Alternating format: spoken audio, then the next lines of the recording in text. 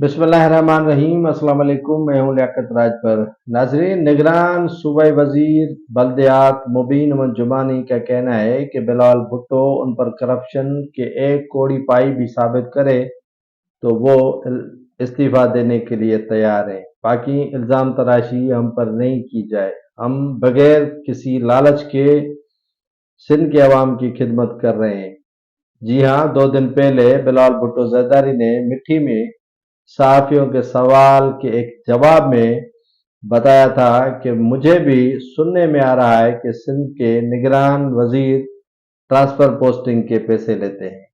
ये मुझे भी सुनने में आया है, लेकिन जो सिंध के निगरान कप्तान है यानी वजीर आला मकबूल बाकर साहब, वो बेहतरीन इंसान है।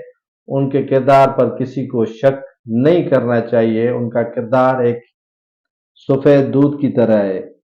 तो इस तनाजुर में आज निगरान वजीर बल्दियात सिंध ने जवाब दर जवाब बिलावल भुट्टो को देना मुनासिब समझा।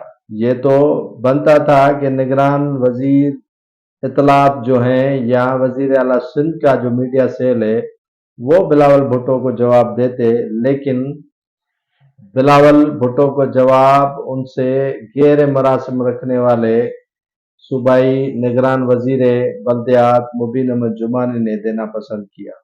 उनसे भी सहाफ़ियों ने सवाल किया कि आप पर यानी आपकी सिंध काबीना पर बिलावल भुट्टो ने इल्ज़ाम लगाए हैं कि आप करप्शन के पैसे कमाते हो और करप्शन के ज़रिए ट्रांसफ़र पोस्टिंग करते हो, उनके पैसे वसूल करते हो, तो इस पर आप क्या कहेंगे?